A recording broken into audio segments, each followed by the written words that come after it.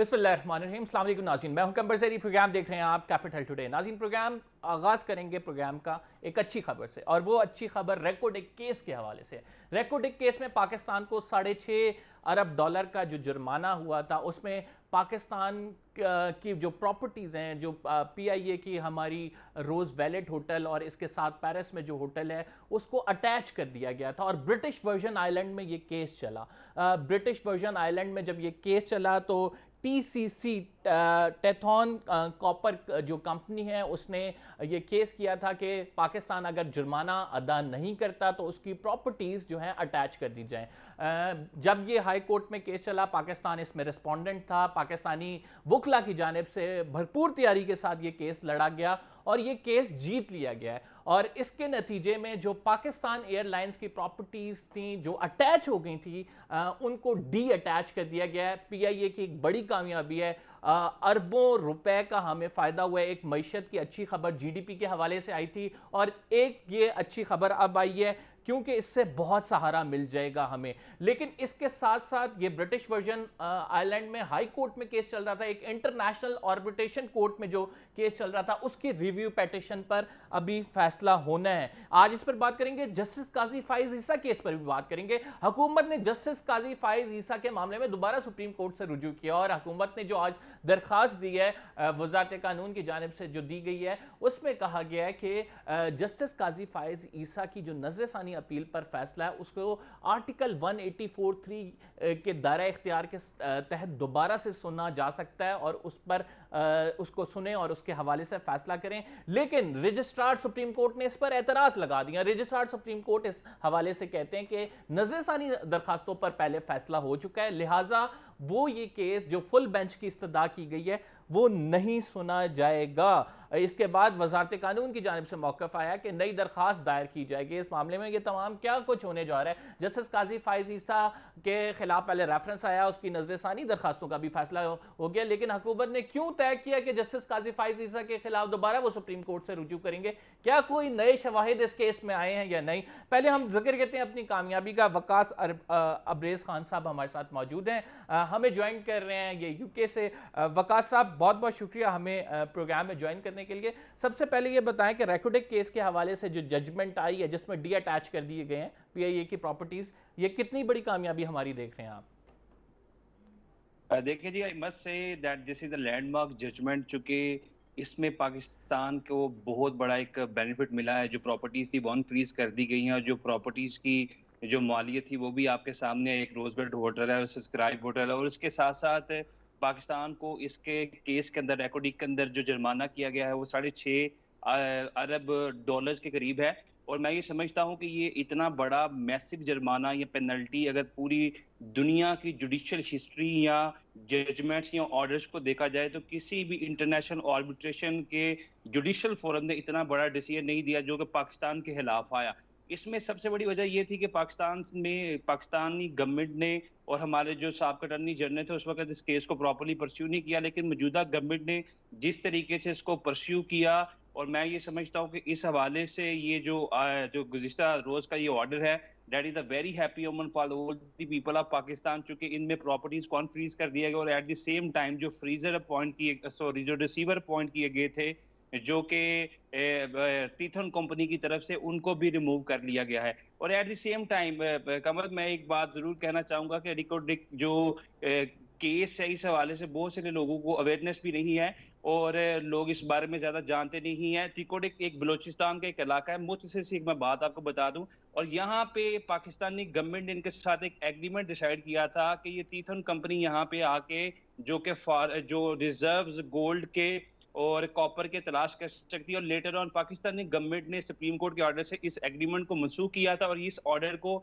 2012 में चैलेंज कर दिया गया था इंटरनेशनल आर्बिट्रेशन प्रोसेस के सामने, और जो पाकिस्तान को पेनल्टी हुई थी 2017 में वो 6 अरब की थी। जो आपने बात की अपने इंट्रो के अंदर, that is absolutely right and you have hit the nail on the head, कि ये जो केस है दैट इज स्टिल पेंडिंग, जो कि इसकी अपील जो है वो पेंडिंग है, और अपील के अंदर पाकिस्तान ने अनलमेंट के हवाले से इस रिवार्ड की मूव की है। और मैं समझता हूँ जब तक इस केस का फाइनल फैसला नहीं आ जाता, इसके अंदर चूंकि 6 अरब की जो पेनल्टी है वो अभी भी मौजूद है, और लेकिन ये जो टाइम बीइंग मैं समझता हूँ पाकिस्तान के लिए बड़ा अच्छा रिलीफ है। अच्छा, अब वकास बात करते हैं जो इंटरनेशनल आर्बिट्रेशन में केस चल रहा है, ये तो चले हमारी एक कामयाबी है, हमने अनफ्रीज करा लिए पीआईए के एसेट जो हमारी मुल्क की मईशत को भी सपोर्ट करेंगे। लेकिन talking about the international arbitration court, हमने उसमें नजरसानी अपील में जाना है। दूसरा आप ये देखें कि क्या आप समझते हैं कि out of the court settlement इसमें ज़्यादा बेहतर रहेगी पाकिस्तान के लिए, और उसका चांस इज़ देयर, क्योंकि आज फारूक नसीम साहब ने भी ये कहा है कि out of the court settlement के चांसेस अभी हैं, उन मौजूद हैं, और हो सकता है ऐसा कोई मामला। बिल्कुल जी, आउट ऑफ कोर्ट सेटलमेंट होनी चाहिए। देखिए आर्बिट्रेशन का जितना भी प्रोसेस है, इसका मतलब ही ये है कि आउट ऑफ कोर्ट आप बैठ के इसमें नेगोशिएशन कर सकते हैं, कंसिलिएशन कर सकते हैं, थर्ड पार्टी इंटरवेंशन सीख कर सकते हैं। But this was very unfortunate on the part of Pakistan कि इसको सीरियसली परस्यू ही नहीं किया गया, और जो भी केस था इसको कन्विंसिंगली और परसुएसिव वहां पे पेश ही नहीं किया गया। और ये इसी का नतीजा है कि इतनी एक मैसिव पेनल्टी जिसकी पूरी दुनिया में नजीर नहीं मिलती, वो पाकिस्तान के खिलाफ जो है वो अवार्ड जो दिया गया। लिहाजा ये प्रोसेस मौजूद है कि आउट ऑफ कोर्ट भी सेटलमेंट करना चाहे तो with the mutual consent of both parties, Pakistan और जो तीथन कंपनी है वो आउट ऑफ कोर्ट की जा सकती है। और एट द सेम टाइम इसमें भी पाकिस्तान को बहुत सारे बेनिफिट्स मिल सकते हैं, चूंकि जो पेनल्टी इनकी तरफ से वहां पे सी की गई थी वो उस अमाउंट ऑफ इन्वेस्टमेंट से 3 गुना ज्यादा थी जो कि उनके बकौल जिस कंपनी ने जो 2011 तक पाकिस्तान के अंदर इन्वेस्ट किए थे। तो अगर आर्बिट्रेशन के प्रोसेस के थ्रू पाकिस्तानी गवर्नमेंट उनको इस चीज पे उनकी कंसेंट ले लेती है या सेटिस्फाई कर देती है कि हम आपके के साथ आउट ऑफ कोर्ट कोई नेगोशिएशन, कंसिलिएशन या आर्बिट्रेशन करना चाहते हैं, that this would be in the better interest of Pakistan. Waqas ये भी बताएं कि वज़ीर आज़म इमरान खान ने खुद इसमें इंटरेस्ट लिया, क्योंकि उस टाइम मईशत की जो सूरत हाल थी, उन्होंने कहा हमें पैसा भी चाहिए और ये अगर करना पड़ गया तो हमें बड़ी मुश्किल हो जाएगी। तो आप क्या समझते हैं कि जो पर्सनल एफर्ट्स वज़ीर आज़म की रही हैं, जो लॉयर्स की एफर्ट रही हैं, अटॉर्नी जनरल की जो एफर्ट्स रही हैं, वो कमेंडेबल हैं इस तमाम मामले में? देखिए कमेंडेबल तो है, लेकिन जब एक चीज को आप एक्स पार्टी डिसीजन के थ्रू इन्फोर्स कर देते हैं और इसकी एग्जीक्यूशन के लिए जाते हैं, तो डेफिनेटली जब पाकिस्तान उसमें पार्टी बना, ये जो ऑर्डर फ्रीजिंग का था या अटैचमेंट का था जिसपे रिसीवर भी अपॉइंट कर दिया गया तीथन कंपनी की तरफ से, ये ऑर्डर एक्स पार्टी ऑर्डर था। और एक्स पार्टी ऑर्डर में जब पाकिस्तान पार्टी बन के पाकिस्तान ने वहां पे इंटरनेशनल डिस्प्यूट यूनिट के सामने अपने दलाइल दिए और केस को कन्विंसिंग तरीके से पेश किया कि हमारी प्रॉपर्टीज जो कि फॉरेन रिजर्व्स हैं, फॉरेन एसेट्स हैं पर्टेनिंग टू पीआई, उसको ना आप अटैच करें और उसको आजाद कर दें, क्योंकि वो उस प्रोसेस के अंदर पाकिस्तान की जो वहां से इनकम थी वो डिस्पर्ज हो रही थी। लिहाजा ये एक मेरिट पे डिसीजन है। मैं समझता हूँ कि इसमें बहुत ज्यादा कमेंडेबल जो गवर्नमेंट के पास पे बहुत ज्यादा एप्रिसिएशन या एडमायरेशन इसलिए नहीं बनती कि अगर इसके अलावा भी कोई गवर्नमेंट होती और इसको कन्विंसिंग और परसुएसिव तरीके से पेश करती, तो ये मामला एक्स पार्टी ऑर्डर था, समझ गया मैं समझ गया। Coming to the Faez Isa case very rapidly because I have a very short time, क्या देखते हैं फाइज ईसा केस में क्यों हुकूमत ने दोबारा सुप्रीम कोर्ट ऑफ पाकिस्तान से रुजू किया है? हमने तो सुना है कि नजरसानी केस के जब फैसला हो जाए तो उसके बाद दोबारा दरख्वास्त नहीं दायर की जा सकती। रजिस्ट्रार ने भी एतराज़ात लगाए हैं, तो आप किस तरह से देखते हैं? क्या आर्टिकल 184(3) के तहत ये मामला दोबारा उठाया जा सकता है? देखिए आर्टिकल 184(3) जो है that talks about the matter of public importance. Matter of public importance के लिए इसको दोबारा सी किया जा रहा है, क्योंकि वुकला का भी और आम आदमी का भी इस पर ये एक ओपिनियन था कि इस पाकिस्तान के अंदर एक आम आदमी से लेकर एक प्राइम मिनिस्टर तक और एक जज तक everyone is accountable in the I of law. और उनके अंदर आर्टिकल 4 है, 5 और 25 है जो कहता है कि चाहे कोई जज है, चाहे कोई वकील है या प्राइम मिनिस्टर, सबके लिए इक्वल ट्रीटमेंट होना चाहिए। तो आप कैसे एक प्रोसीडिंग जो है वो क्लोज कर सकते हैं और जज को खिलाफ अगर कोई फर्दर कोई प्रॉपर्टी प्रूव करने की बात की जाती है तो आप उसको मुकद्दस गाय समझते हुए आप उस जो इन्वेस्टिगेशन इंटेरोगेशन के प्रोसेस को आप बंद कर देते हैं। एक तो ये ओपिनियन था। एट द सेम टाइम जहां तक मेरा लीगल ओपिनियन है, मस्ट से कि इस केस के अंदर फर्दर कुछ नहीं निकलेगा, चूंकि जो मेलाफाइडी थी that was on the part of government, चूंकि एचएम रजिस्ट्री और 191 जो रिकॉर्ड जितनी भी यूके से ये लिए गए, वो शहजाद अकबर साहब और इनके साथ जितने भी लोग थे उन्होंने ये सारी चीजें तैयार की। और इसमें जो मेलाफाइडी थी, जो विंडिक्टिव, फिटिशियस और प्रीवियस तरीके से कार्रवाई की गई, वो सारी You are saying once Malafide has been established, it is very difficult कि दोबारा इस केस का कुछ बनाया जा सके, चाहे वो नई दरखास्त ही क्यों ना आ जाए। नई दरहासी क्यों ना हो, एट द सेम टाइम ये सारी चीजें अदारों के अंदर कन्फ्रंट्रेशन और क्लैशेस पैदा करती हैं, और सिस्टम की स्मूथ रनिंग के there must be harmony among the institution और स्टेट जो है हमारी पाकिस्तानी रियासत डेमोक्रेटिक ओके, प्रोसेस के अंदर ट्री कमेटी ऑफ ठीक पावर्स की इंश्योरेंस की बात ठीक। करती है, और इनको इंडिपेंडेंटली ही काम करना वकास, चाहिए। बहुत बहुत शुक्रिया आपका प्रोग्राम में इनपुट देने के लिए। नाज़रीन, हम एक छोटे से ब्रेक पे जा रहे हैं। We will be right back after the short break. हमारे पास पॉलिटिकल पैनल हमारे साथ मौजूद है, उससे इंट्रोड्यूस कराएंगे। कुछ मामले हैं, क्या मुस्लिम लीग नून और पीपल्स पार्टी मिल बैठेंगी या नहीं बैठेंगी, शहबाज शरीफ कामयाब हो जाएंगे दोनों को साथ बिठाने में या नहीं होंगे, हुकूमत दोबारा क्यों ट्राई कर रही है जस्टिस काजी फाइज ईसा के खिलाफ रेफरेंस की, जानते हैं PTI से इस ब्रेक के बाद।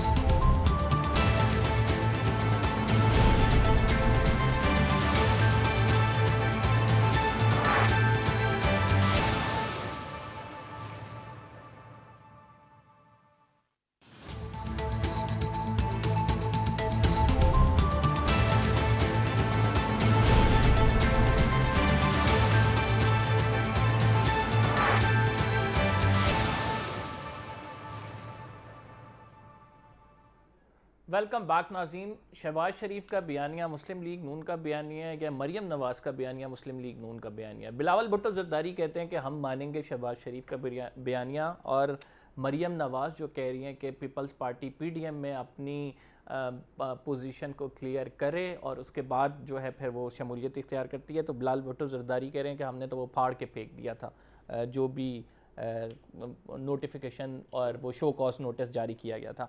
तो आज इस पर भी डिस्कस करेंगे, लेकिन इससे पहले आफ्ताब जहांगीर साहब हमारे साथ मौजूद हैं जो हुकूमत की नुमाइंदगी कर रहे हैं, MNA हैं, PTI के टिकट से हमें ज्वाइन कर रहे हैं। निहाल हाशमी साहब मुस्लिम लीग नून से इनका ताल्लुक़ है, और हमारे साथ बहरमन तंगी साहब सेनेटर मौजूद होंगे, ताल्लुक़ है इनका पाकिस्तान पीपल्स पार्टी से। आफ्ताब साहब, क्यों हुकूमत दोबारा चाह रही है कि जस्टिस काजी फाइज ईसा के ख़िलाफ़ रेफरेंस करें? जी बिस्मिल्लाहिर्रहमानिर्रहीम। बहुत शुक्रिया कमर कि आपने मुझे अपने प्रोग्राम में मौका दिया। मैं बहैसियत हुकूमत की नुमाइंदे की नहीं, एक आम पाकिस्तानी की हैसियत से जवाब देना चाहूँगा। देखिए, एक आम पाकिस्तानी को भी यही सब कुछ प्रिविलेजेस मिलते हैं कि जी केस हो और उसके बाद उसको कह दिया जाए कि जी अब आपके बारे में कोई फ़ैसला कोई नहीं कर सकता, आप आज़ाद हो, सब कुछ हो। जबकि केस के अंदर आप जब केस का डिसीजन देखते हैं तो फाइज ईसा केस के अंदर 5-5 का डिसीजन है, और जो सरीना है उनकी मिसिस के अगेंस्ट 6-4 का डिसीजन है, और उनमें से भी 2 जजेस वो हैं कि जो पहले उनके अगेंस्ट जो डिसीजन दे चुके हैं, उन्होंने चेंज किया नज़र सानी में। बिल्कुल। अच्छा देखें, या तो पहले वो उनको बड़े गौर से उस केस को स्टडी कर लेना चाहिए था, और वो फिर जब बाद में नज़रसानी करने के बाद अपना इरादा चेंज किया है तो वहाँ गुंजाइश पैदा होती है कि भाई इतना इख्तियार तो देना चाहिए कि जी फुल कोर्ट के पास चला जाए केस, और वहाँ से भी एक डिसीजन ले ली जाए ताकि कोई अबहम बाकी ना रहे। क्योंकि आम लोग जब ये पूछते हैं, जब आम आदमी ये पूछता है कि यार ये इतना मतलब क्यों वो है कि जजेस क्या मुकद्दस गायें, नहीं सुप्रीम कोर्ट हैज डिसाइडेड, नहीं लेकिन डिसाइडेड आपके पास एपेक्स बॉडी सुप्रीम कोर्ट है। देखिए उसके बाद भी तो फुल कोर्ट मौजूद है ना, आप कर सकते हैं ना डिसीजन। आप मुझे दरखास्त, असल मैं मुतमईन नहीं हूँ, अगर मैं मुतमईन नहीं हूँ किसी फैसले से तो मैं क्या करूँ, मुझे बताएं। अगर मैं मुतमईन नहीं हूँ कि जी मेरे खिलाफ जो फैसला आया है वो मैं उससे मुतमईन नहीं हूँ, तो मुझे क्या करना चाहिए? नजरसानी दरखास्त का नजरसानी के बावजूद जब मैं ये महसूस करता हूँ कि इसके अंदर भी अबहम मौजूद है, तो फिर मुझे क्या करना चाहिए? ये तो कानून में इसकी गुंजाइश नहीं, कानून में गुंजाइश की नहीं है बात। कानून में आर्टिकल 184(3) के तहत कार्रवाई का उन्होंने आज कहा है कि हम कार्रवाई आर्टिकल 1, लेकिन वो तो सवाबदीद चीफ जस्टिस ऑफ पाकिस्तान की है। जी, अब रजिस्ट्रार ने कहा है, हमने दोबारा उसके ऊपर जा रहे हैं, हो सकता है चीफ जस्टिस मना कर दे, लेकिन इतना इख्तियार तो देना चाहिए कि जो अवाम है पब्लिक के अंदर। आप कह रहे हैं कि जस्टिस काजी फाइज ईसा के मामले में हुकूमत बिल्कुल मुतमईन नहीं है, और हुकूमत चाहती है, हुकूमत के साथ साथ अवाम भी मुतमईन नहीं है, अवाम भी मुतमईन नहीं है, और जस्टिस काजी फाइज ईसा की जो प्रॉपर्टीज हैं इनके हवाले से तहकीकात होनी चाहिए, जज जो है वो अकाउंटेबिलिटी से मुबर्रा नहीं है। ये बात, ये पॉइंट एस्टैब्लिश करना चाहते हैं। बहरमन तंगी साहब, सर आज बिलावल भुट्टो जरदारी साहब ने कहा है कि हाँ, जो मरियम नवाज़ का मौक़िफ़ है और शहबाज शरीफ का मौक़िफ़ है, शहबाज शरीफ का जो मौक़िफ़ है वो मुस्लिम लीग नून का मौक़िफ़ है, तो सर मरियम नवाज़ के मौक़िफ़ क्यों नहीं मुस्लिम लीग नून का मौक़िफ़? ये नहीं समझ आई बात। बिस्मिल्लाहिर्रहमानिर्रहीम। ज़ैदी साहब, जहाँ तक ये तो मुस्लिम लीग नून का आपस का और उसकी जमात का ताल्लुक़ है, लेकिन जहाँ पर भी आप देखेंगे तो 4 बंदे हो या 10 बंदे हो, उनका एक अमीर होता है, और अमीर का या चेयरमैन का या सदर का की जो बात है वो लोग मानते हैं। जैसे मेरे चेयरमैन बिलावल भुट्टो जरदारी साहब हैं, ओसीसी की मीटिंग बुला के फैसले लेते हैं और फिर हम उनको फैसले के अख्तियार देते हैं कि वो जो फैसला करते हैं हम उस पर अमल करेंगे। अभी अगर मुस्लिम लीग नून का जो मरकजी सदर है वो मियाँ शहबाज शरीफ साहब है, हमारे लिए सब काबिल एहतराम है, तमाम लीडरशिप काबिल एहतराम है, इसलिए कि पाकिस्तान पीपल्स पार्टी मजबूत जमात, जमहूरी जमात चाहते हैं, और पाकिस्तान में अगर जमातें जितनी मजबूत हो इतना ही पाकिस्तान मजबूत होगा। तो मेरे लिए, मेरे चेयरमैन के लिए मरियम नवाज बीबी की, शहबाज शरीफ की और मियाँ साहब की, और इसी तरह तमाम अपोजिशन लीडरशिप जो इस मुल्क में सियासत करते हैं, हम उनको कदर के निगाह से देखते हैं। लेकिन जब बयानिया की बात आती है तो हम, जाहिरी बात है कि हम मरकजी सदर की बयानिया को नहीं तो सर हम इस तरह से, मैं बड़ा आसान तरीके से सवाल पूछ लेता हूँ ना इससे, कि इस्टेब्लिशमेंट के करीब शहबाज शरीफ का बयानिया आपको मंजूर है और इस्टेब्लिशमेंट के अगेंस्ट मरियम नवाज़ का बयानिया आपको कबूल नहीं, तो इसका मतलब है मुस्लिम लीग नून जो आप पे इल्ज़ाम लगाती है कि कहीं ना कहीं डील हो गई है, वो बात कुछ ना कुछ सच, उसमें सच ज़रूर है। देखिए देखिए ज़ैदी साहब, जहाँ तक स्टेब्लिशमेंट की बात है या डील की बात है, तो हम तो पाकिस्तान में बैठे हैं और पाकिस्तान की तमाम अदालतों की तमाम फैसलों को हमने वेलकम किया है और हम वेलकम करेंगे। इसमें मेरे चेयरमैन शहीद जुल्फ़िकार अली भुट्टो साहब की जुडिशरी मर्डर भी है। लेकिन जहाँ तक बयानिया का ताल्लुक है, तो अगर मुस्लिम लीग नून में हाशमी साहब बैठे हैं, अगर वो बयानिया मानेंगे तो जाहिर बात है कि मरकजी सदर के साथ जाएंगे, और मरकजी सदर के अगर बयानिया को आप एक्सेप्ट नहीं करते हैं मेंटली, पॉलिटिकली, प्रोफेशनली, मैं समझ आप गया, किसके साथ जाएंगे? मरकजी सदर के साथ ही आप जाना चाहते हैं। जी निहाल हाशमी साहब से पूछ लेते हैं। वैसे निहाल हाशमी साहब, मरकजी सदर तो वो शहबाज शरीफ को वाकई वो हैसियत हासिल है, लेकिन गुज़िश्ता दिनों पार्टी की जो बागडोर है वो मरियम नवाज़ साहिबा ने संभाली हुई थी। अभी भी जो बहुत सारे लोग हैं वो पार्टी में भी वो ये ख्याल करते हैं कि आगे मरियम नवाज़ साहिबा ने लेके चलना है। तो सर ये शहबाज शरीफ बयानिया चलेगा, मरियम नवाज़ साहिबा का बयानिया चलेगा, क्या होगा? पीपल्स पार्टी तो नहीं सपोर्ट कर रही मरियम नवाज़ साहिबा के बयानिया को।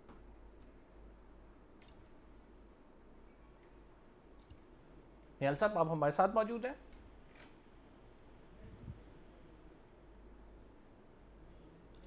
निहाल साहब से रब्ता आप दोबारा बहाल करने की कोशिश करेंगे। आफ्ताब साहब, ये तो हम देख रहे हैं कि मुस्लिम लीग नून में भी दो बयानिए और वाज़े खुलकर नज़र आ रहे हैं, और पीपल्स पार्टी जो है वो ज़्यादा जा रही है शहबाज शरीफ की तरफ। क्या वजूहात हैं? ऐसा क्या हो गया कि वो पीडीएम में, जिसमें वो हमने देखा था शिकें डाली हुई थी कि रोल इनका मिनिमाइज चाहिए, हमें इस्टेब्लिशमेंट का इलेक्शन में धांधली हुई है, सिलेक्टेड हैं, उससे आहिस्ता आहिस्ता आहिस्ता आहिस्ता आहिस्ता दूर जाते जा रहे हैं। अच्छा देखें कमर, पहली बात तो ये कि एक नेचुरली एक चीज़ थी कि ये अननेचुरल अलाइंस था। अच्छा, पीपल्स पार्टी का अपना एक मौक़िफ़ है, नून लीग का अपना एक मौक़िफ़ है। अच्छा, नून लीग के अंदर भी दो ग्रुप हैं, ये इसमें कोई, अब तो सब चीज़ें सामने आ ही गई हैं। एक है नवाज शरीफ ग्रुप और एक है शहबाज शरीफ ग्रुप। अच्छा, जो आवाम है वो ज़्यादा करीब है नवाज शरीफ ग्रुप के। अच्छा, उसमें भी ये, मैं आपको बिल्कुल अंदर की बात बता रहा हूँ, मैं नाम नहीं लूँगा, लेकिन मुझे उनके अंदर के लोगों ने बताया था, आज से कुछ 6-7 महीने पहले की बात है, कि उसने कहा हम जो चलते हैं ना, हम जो मानते हैं बात, वो मानते हैं इंग्लैंड की, हम पाकिस्तान की बात नहीं मानते। अच्छा, फिर ये भी सुनने में आ रहा था कि शीन निकलेगा कि नून निकलेगा नून लीग में से, वो आपके सामने सूरत हाल है। एहसन इकबाल हो गया या खाकान अब्बासी साहब, उन्होंने तो आज साफ लफ्ज़ों में कह भी दिया ना, और बल्कि अभी तक अब तो ये भी सुनने में आ रहा है कि नून लीग का भी ज़रा ये कह रहे हैं कि उस वक्त तक हम पीपल्स पार्टी के साथ बैठने या बात करने या पीडीएम में शामिल करने की बात नहीं करेंगे जब तक कि यूसुफ रज़ा गिलानी साहब जो है वो रिज़ाइन नहीं करते। समझे ना, ऑपोजिशन लीडर पे जो ऑपोजिशन उनकी लीडर चर्चा थी। तो अगर ऑपोजिशन लीडर से रिज़ाइन कर देता है गिलानी साहब, तो पीपल्स पार्टी कहाँ खड़ी है? समझे ना। तो इसलिए मैं ये समझता हूँ कि ये आगे नहीं चलेगा मामला। मैं निहाल हाशमी साहब से ज्वाइन किया, हमें निहाल हाशमी साहब से पूछना चाहूँगा। निहाल हाशमी साहब, बैरामन तंगी साहब हमारे साथ मौजूद हैं पीपल्स पार्टी से। वो कहते हैं कि मरकज़ी क़ियादत जो है शहबाज शरीफ के हाथ में, इस वजह से हम शहबाज शरीफ जो कहेंगे उनकी बात को ज़्यादा वेटेज देंगे बनिस्बत मरियम नवाज साहिबा के। किस हवाले से मरकजी क़यादत, किस बात के लिए? वो कह रहे हैं सदर कौन है मुस्लिम लीग नून का? शहबाज शरीफ साहब है। तो वो शहबाज शरीफ साहब की जानिब से जो करीब लाने की बातें की जा रही हैं, और मरियम नवाज साहिबा कह रही हैं कि पीडीएम ने तो वाज़ेह तौर पर कह दिया है कि जब तक नहीं अपने शो कॉज नोटिस का जवाब देंगे वापस नहीं आएंगे पीडीएम में। तो मुझे ये बता दें कि किसके बयानियों को हम ज़्यादा अहमियत दें। पीपल्स पार्टी तो ये कहती है कि शहबाज शरीफ के साथ हम, असल सदर शहबाज शरीफ साहब हैं तो उनके बयानिए की तरफ हम जाएंगे। मरियम नवाज साहिबा का बयानिया हमारे लिए मायने नहीं रखता है। बिल्कुल ठीक बात है, दोनों बयानिया, और जो बैरमन तंगी साहब कह रहे हैं वो भी ठीक है। पीपल्स पार्टी और तमाम अपोजिशन जो कौमी असेंबली में मौजूद है वो उनको करीब लाने का जिम्मेदारी और लाने की जिम्मेदारी शहबाज शरीफ साहब के ऊपर है, और वो ऐसा तरीके से अपनी जिम्मेदारी को अदा कर रहे हैं और करना भी चाहिए। रह गया पीडीएम, तो पीडीएम में बहुत सारी ऐसी जमातें भी हैं जिनकी कौमी असेंबली में नुमाइंदगी नहीं है, ये पार्लियामेंट में नहीं, मगर पाकिस्तान की मौसद सियासी जमात है। तो पीपल्स पार्टी एक अलग चीज़ है, पार्लिमानी पार्टी एक अलग चीज़ है, शहबाज शरीफ साहब की एक अलग, मगर पीडीएम एक अलग चीज़ है। पीडीएम एक मुख्तलिफ ख्याल सियासी जमातों की एक। तो निहाल साहब, पीडीएम में किसका बयानिया प्रिवेल करेगा? क्या मरियम नवाज साहिबा का वो जो इन्फ्लुएंस है पीडीएम में, जिसमें वो कहते हैं शोकाज नोटिस का जवाब दें फिर वापस आएं, जबकि शहबाज शरीफ कहते हैं कि एक मुफाहमत की बात होनी चाहिए, इन्हें हमें साथ लेके चलना चाहिए? देखिए, पीडीएम में जो मोहम्मद नवाज शरीफ साहब के जो ख्यालात हैं, जो सोच है, जो बयानी है, वो प्रिवेल करेगा, और पीडीएम में प्रिवेल करेगा पीडीएम के सदर जनाब फजलुर रहमान साहब का, पीडीएम के जनरल सेक्रेटरी जनाब शाहिद खाकान अब्बासी साहब का, तो पीडीएम के रुकन जनाब। Then you are negating basically कि शहबाज शरीफ साहब की जो कोशिशें हैं वो उस तरह से कर भी लें तो वो चलनी नवाज शरीफ साहब की, और वो नवाज शरीफ साहब की जो चलनी है वो मरियम नवाज साहिबा के थ्रू चलनी है। जी, हमारी पार्टी में मियां मोहम्मद नवाज शरीफ साहब की जो पॉलिसी है वो हमारे तायात कायद है, और वही चलती है और वही चलेगी। पार्टी उन्हीं के साथ वाबस्ता है, उनके तमाम लोग, मैं समझता हूँ शहबाज शरीफ साहब भी वही का बात करते हैं जो मोहम्मद नवाज शरीफ साहब करते हैं, और मोहम्मद नवाज शरीफ साहब और मरियम भी वही बात करती है जो शहबाज शरीफ साहब करते हैं। हमारी यहाँ इज्तिमाई तौर पे आपस में मीटिंग होती है, अफवाह तहफ़्ज़, हर चीज़ अलग अलग है। पीडीएम एक सियासी मुख्तलिफ जमातों की एक फेडरेशन है, और कौमी असम्बली एक पार्लिमानी चीज़ है, तो दोनों मुख्तलिफ चीज़ें हैं। ठीक हो गया। हम नाज़रीन एक छोटे से ब्रेक पे जा रहे हैं, we will be right back after this short break, और फिर बैरामन तंगी साहब के पास वापस जाएंगे कि उन्होंने तो कहा था कि शहबाज शरीफ का बज़ाहिर सदर वो नज़र आ रहे हैं, उनका बयानिया माना जाएगा। एक और बड़ी इंपॉर्टेंट स्टोरी है, पीटीआई के अंदर एक और हम ख्याल ग्रुप पैदा हो गया, और जो कह रहा है कि बजट से पहले हम जहांगीर तरीन के जो ग्रुप है उसका साथ देंगे अगर हमें फ़ंड्स ना मिले। तो ये एक और मामला खड़ा हो गया, अंदर क्या होने जा रहा है आफ्ताब जहांगीर साहब से इसका भी पूछेंगे इस ब्रेक के बाद।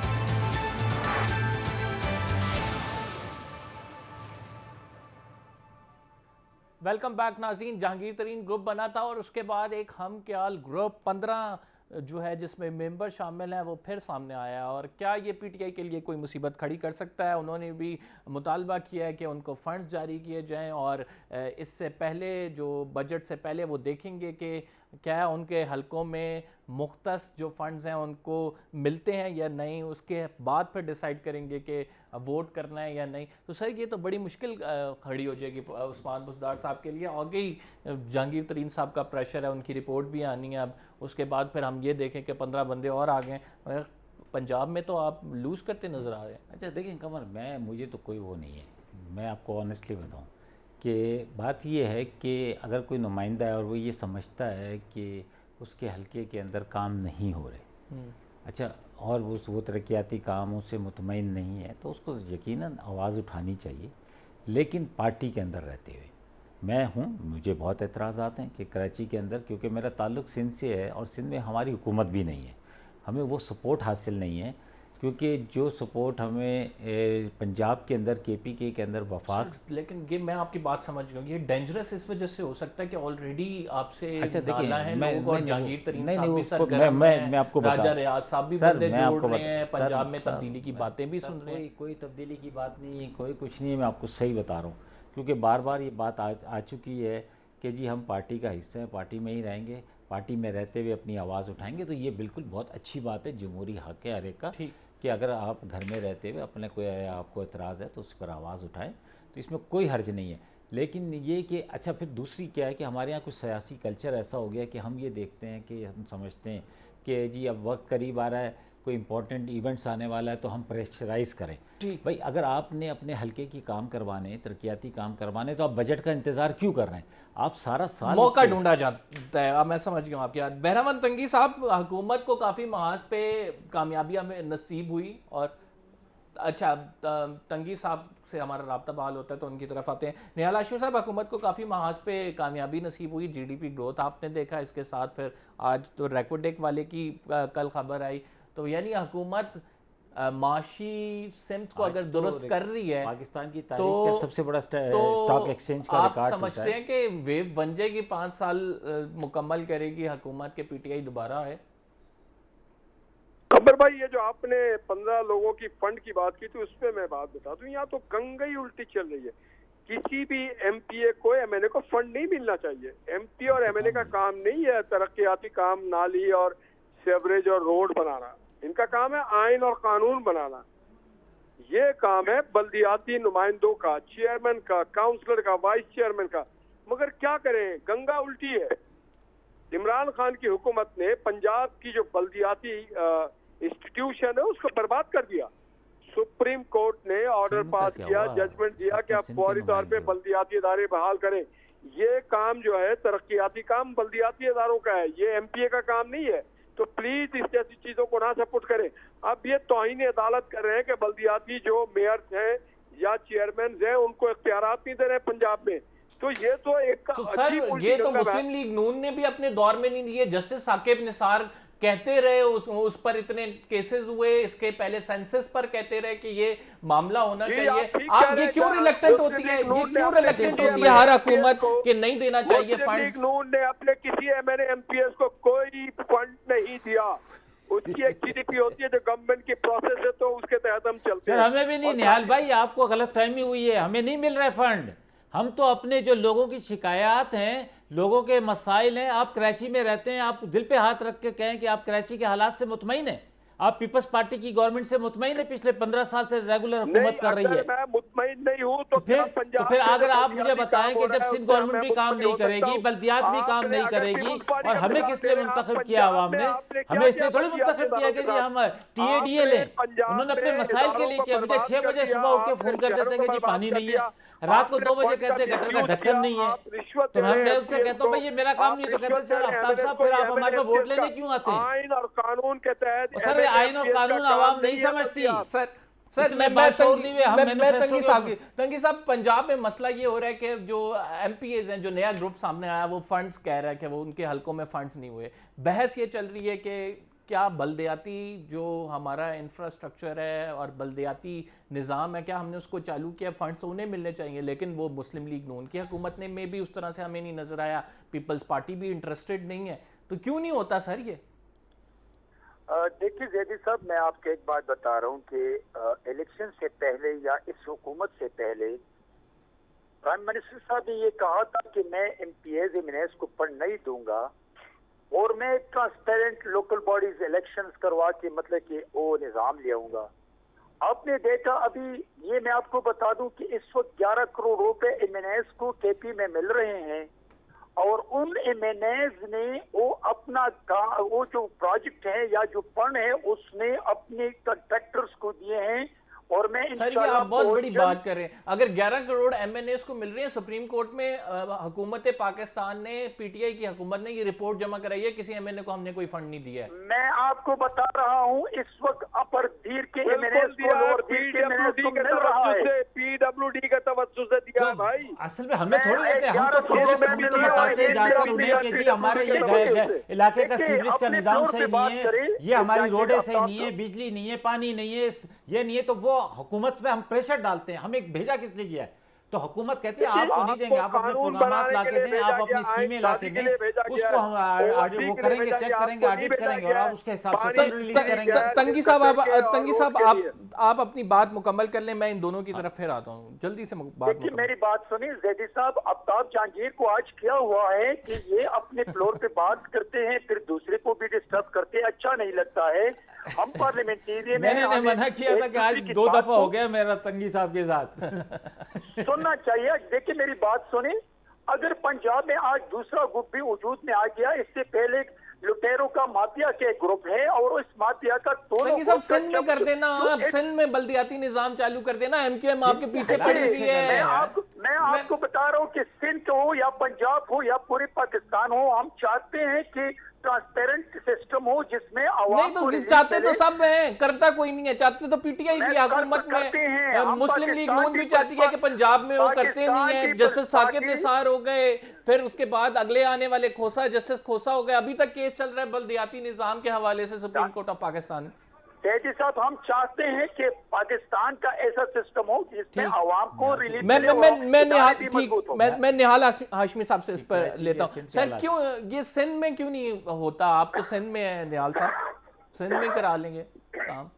देखिए जी, सिंध में जो है वो काम हो रहा है, मगर 2 काम नाकिस हो रहा है, काम वो नहीं हो रहा है जो होना चाहिए। सिंध में भी बल्दियाती जो इदारे हैं इसको गैर फाल किया गया, उनको इख्तियारात नहीं गया है। सॉलिड वेस्ट मैनेजमेंट जो है वो प्रोविंशियल गवर्नमेंट ने ले लिया, Karachi building control authority provincial government ने ले लिया, Karachi water sewerage board provincial government ने ले लिया। ये यहाँ पर भी फंड का जो है बेजा और गलत इस्तेमाल है, कराची के लोगों को लाचारी छोड़ा हुआ है। ये पार्लियामेंट और आइन और कानून के तहत गैर मौसर कर रहे हैं कराची के जितने भी बल्दियाती इदारे। मैं इस बात को एक्सेप्ट करता हूँ। तो इसके लिए अदालतों में जाना चाहिए, इसके लिए अवामी मोबिलाइजेशन होना चाहिए, मगर MNA MPS सेनेटर का काम नहीं है भाईजान सेवरेज बनाना। ये मुल्क में जमहूरियत की मैं समझ गया। मैं आफ्ताब साहब बड़ा क्विकली आपसे आंसर चाहूंगा, सर क्यों नहीं बल्दियाती? इमरान खान तो इस हक में थे। मैं आपको एक चीज़ बताऊं, मसला पता है क्या है? मसला ये है कि हम कौम जो बहैसियत कौम मुल्क के साथ, अपने शहरों के साथ, अपने इलाके के साथ वफादार नहीं है। ठीक, हम जब पार्टियों के साथ वफादार हो जाते हैं तो अपने इलाके के साथ वफादार नहीं रहते। ये बहुत बड़ी बात कर रहे हैं आपके। एक MNO एक MPA को सबसे ज्यादा अपने कॉन्स्टिट्यूएंसी को देखना चाहिए। अगर पार्टी उसके खिलाफ जा रही है तो पार्टी के खिलाफ लड़ना चाहिए, पार्टी में रहते हुए अपनी आवाज को बुलंद करना चाहिए। और अगर कुछ लोग पार्टी में रहते हुए अपनी आवाज को बुलंद कर रहे हैं तो ये अपने हल्के का हक मांग रहे हैं। नाज़रीन, प्रोग्राम को हम क्लोज करते हैं, बिल्कुल टाइम खत्म हो गया। तीनों मौजूद मेहमान ग्रामी का शुक्रिया, तीनों का इनपुट आपने सुन लिया। आप खुद बेहतरीन जज हैं, अपनी राय कायम करें। कंबल जदी को इजाज़त दीजिए, इंशाल्लाह कल आपसे मुलाकात होगी। फिलहाल के लिए इतना ही, अल्लाह हाफ़िज़।